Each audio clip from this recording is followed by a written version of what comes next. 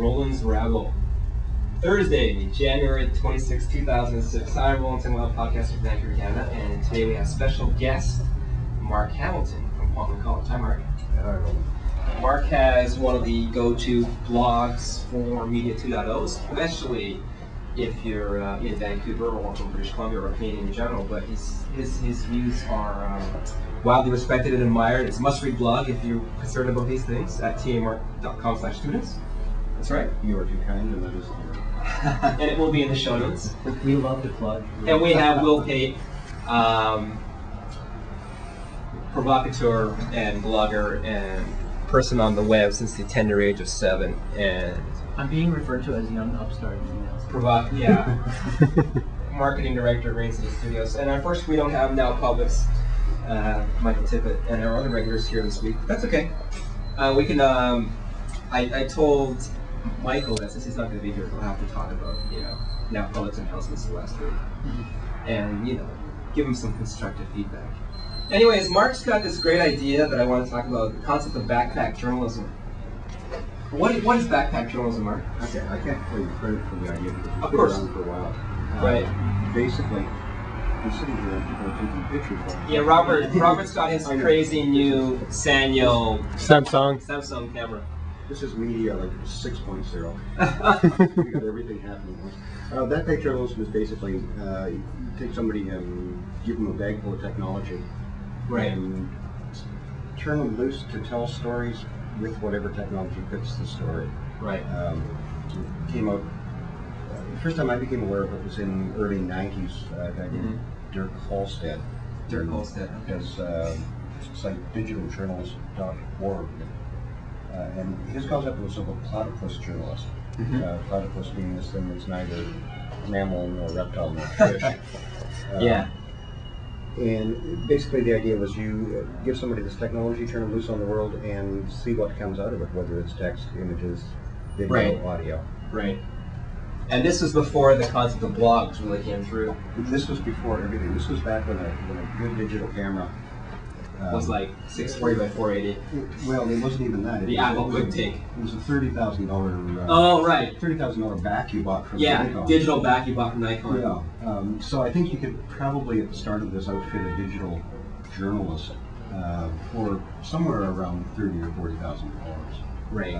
Whereas now you can go downstairs to Telus place downstairs and pick up a phone that does most of the I mean, stuff. what do you really need? I mean, you need a phone, you need a camera or a phone with video and audio, and you need an internet connection. And if you really want to be fancy, you could do internet over cell phone network, GPRS or 3G, and you could file your stories in real time. That's about it, and there's been all sorts of things like that. I was watching the coverage of Hurricane Rita last year, and one of the CNN reporters from Lake Charles, Louisiana, was filing stuff by video phone. Yeah, so everything's free except for the cell part. And you don't even need that if you can get a free internet connection somewhere, because and there's actually one of the vloggers has basically put together a guide. I can't remember what it's called, Vlog for Everyone or something, and basically it tells you how to video blog using free blogger account, using blip.tv to store your videos, and using FeedBurner to combine them all into one RSS feed so people can subscribe. Well, if you add the one paid ingredient, of course you have to pay for your internet access, but if you had one paid agreement of a mobile phone that has camera and video and that has instant connectivity, you can update this in real time, which is kind of scary if you think about it. With no delays. Oh yeah, it really is amazing what the technology has become. Even cell phones do not yet give you the ideal quality.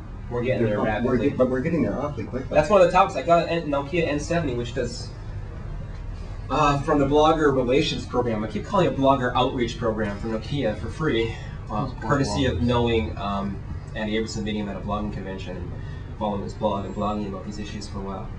And it's fantastic. It does like, I don't know, quarter, they call it QSIF or something.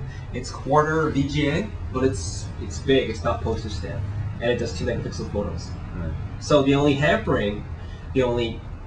thing that truly prevents your students and everyone else from adopting is A, the cost. These phones are like $500. Yep. And B, the network. The network we have in Canada, GPRS, whatever, is still too slow. yeah, it's cost in the network. Yeah, well, there's a couple of trends coming together here. One is the technology changes. IFRA, which is a European press agency, every year they do sort of their best kit. Yes. And this year it came out about $7,000 for what they consider top of the line. And Total? Yeah. And that included video. Can you send me a link to that? Cameras. It's on my blog. Okay. Well, you have a lot of stuff on there. I'll send you a link. When you're not head first in the election. Yeah, it was about $7,000 for everything, and last year when they did the list, it was over 10. So the costs are coming down. $3,000 reduction in 1 year. Yeah, that's amazing. So for professional journalists, this stuff is coming down. People are covering events with camera phones. They're covering events with off-the-shelf new DVD. They're covering things with point and shoot. Yeah, well, point and shoot cameras with their built-in video modes are great, and their photographs are great. So, you're teaching print journalism students at Quattro. Yep. Do you have any keeners out there doing backpack journalism for you, or inspired by you? Because I'm inspired by you. If I was a journalism student, I'd be like, yeah, I have the guru here in Vancouver, and I'm just going to get the money somehow, beg, borrow, steal, and do it. Yeah. It was interesting. On election night, we put together an election blog. Oh, where's that? www.portlandchronicle.ca/vote2006. Okay. 2006 is one word. I'll find it. And our first year students were sent out with this old technology called film. Film, awesome. I don't know what that is. Can you give us what that acronym yeah. Stands for no. Photographic Imaging Light Materials. No. You're 12, right? Yes. Yeah. He just looks 12. Okay, so they film. They were sent this film to bring back photos that are due like a week from today. Oh wow. And they were also required to file fairly traditional stories. Go cover it, go back, write it, and file it. Interesting. The second year students, I turned them loose and said, okay, go cover it however you want. Okay. And as a result of that, I got some audio, I got some video, I got people who, one guy who is a real keener, he hijacked the only internet feed of the candidate's headquarters where he was. Right. And he was following as he went. Yeah. He filed a couple of camera phone videos. So the students are much more open to playing with this stuff. Okay. And I think, because the other trend that's coming in here, this doesn't just relate to journalism. Of course not. We're in an age now where just about everybody is journaling for life. Theoretically, Or can do so for very cheaply if they choose to. yeah, and more people are doing it. Theoretically, I don't have to look out the window in the morning to see what the weather is because I can just get my Urban Vancouver RSS feed and look at your picture of the day. The days when I update it. Yeah. Or you can just go directly to my flickr.com/photos/Roland, and there's always a photo of the weather. Yeah, so I don't have to look out the window anymore. Well, for me. And there's people that are doing this. I heard about a website yesterday where people can upload pictures of their food so they can keep track of their diet. Yeah.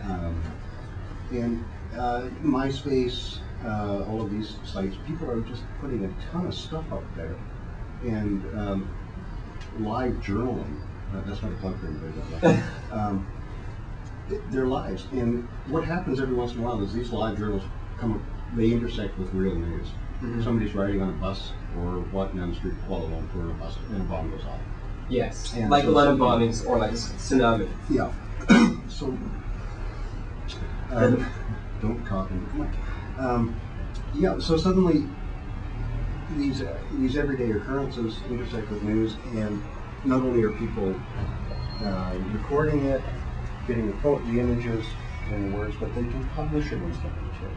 Yeah. And it becomes a trust. And they're citizens, and they become journalists for a moment. Well, like I say, if it's timely, if it's got some perspective or insight, and if it's decently written, doesn't have to be Pulitzer Prize or have everything perfect, then it's journalism.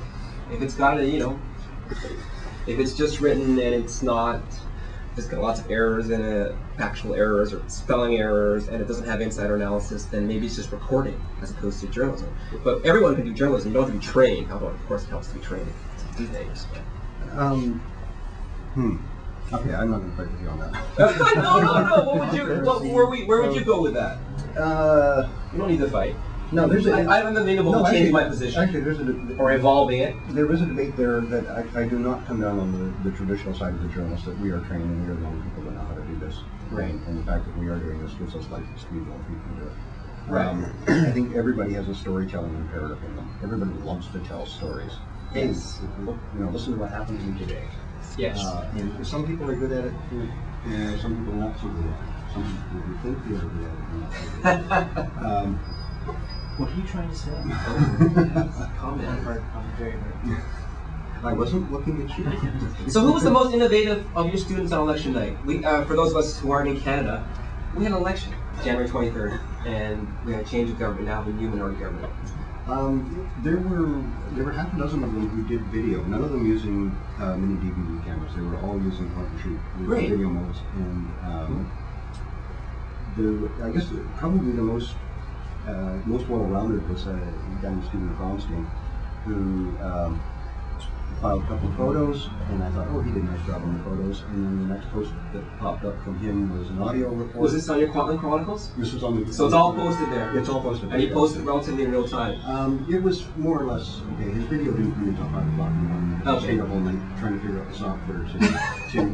He downloaded the software. And, okay, I got this video. So he downloaded the software and taught himself how to use it. And sort of did this real rough. Yeah, I'm looking forward to that. So Steve, Constantly. I'll put the exact permanent link because it's a real blog, right? Permanent links and everything. Yep. Like WordPress, removal type or something. Yeah, I actually downloaded something called Pivot because it was flat file. Okay, fine. Worked more or less. Yeah, well, there's Roller, there's flat files, right? You've heard of Roller blogging system. Not yet. Basically, you put files in a directory and they all make it blogs. That Yeah. Well, that works well for people who understand directories and understand files. Human beings don't. Like, you and I and Will are evolved so that we understand crazy hierarchical directory structures. I'm not so sure normal people understand that. I understand them, but I choose to hate them. That's a healthy attitude.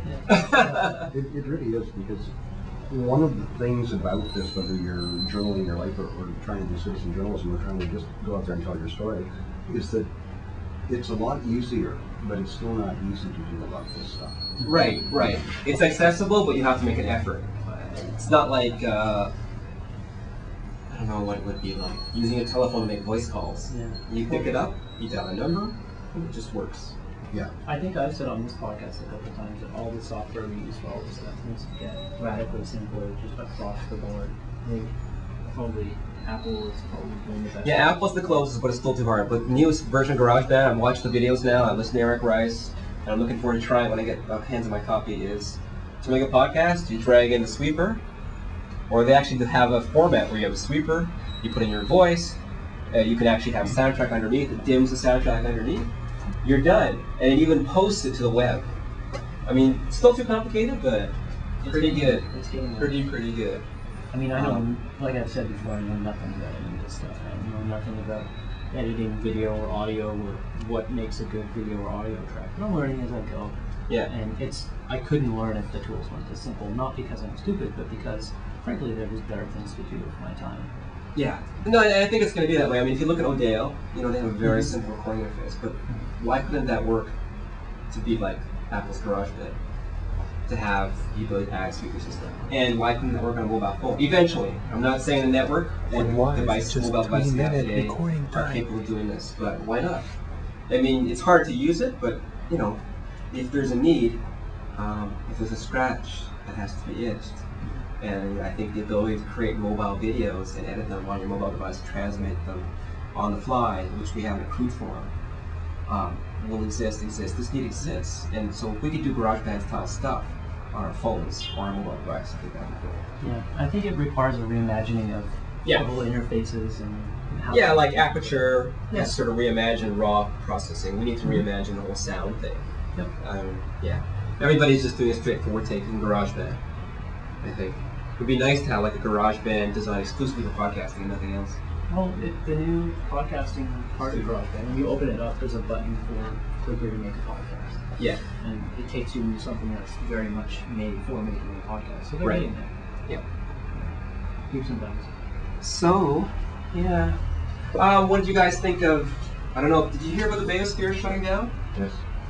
Michael Tippett's not here, and Dan Gilmore is on the board of Michael Tibbetts Now Public Venture, Citizen Journalism Venture in Vancouver. And I don't know, I just read that and thought, I don't know the specifics of why they shut down. It seemed very general, and but I think it's today, it goes back to what we were just discussing. Tools are hard to use. Not only they're hard to use, but they're hard to configure. All systems, and people want a lot of custom functionality. I think there was, in any successful online community, sort of citizen journalism or two-way community, you need several things. One is you need a technological person who can understand how to do that crazy MySQL, LAMP, Windows, whatever you're using, Apache, all those things. That's one level of technical person. And then the second thing is you need a community sort of blogger or somebody who understands the needs of the community, but understands the software you're using. So how to configure that software to do what you want. And then the third thing you need is contributors. And the fourth thing you need is what I'm called gardeners. People who look at what Dan's written. So say there's 5 people at the start of the site, and then we get 5 new members. Well, the gardeners would go to the 5 new members and say, are you having problems? How can I help? Or they would encourage people, for their first post, they would blog and say, hey, cool, and then leave comments saying, this is cool. What do you think about that? Sort of connect the dots from the community-wise. And no offense to Dan and Biosphere, but I don't know that we have it under Vancouver, for example. We don't have all those roles. And I don't think that Dan had them on as well. Didn't have them on Biosphere. I think they were talking about business models and stuff like that too, and I'm disregarding that whole issue because I don't even want to go there. But yeah, definitely business models. It's just one of those things. Because I understand Dan's question. I read it last night for the first time. This was when I had a chance to get to it. They're not really shutting it down, but they're really re-examining what happens next, and they're in talks with some people to take it over now that he's moved on to his center. Yes, you're right. Sorry for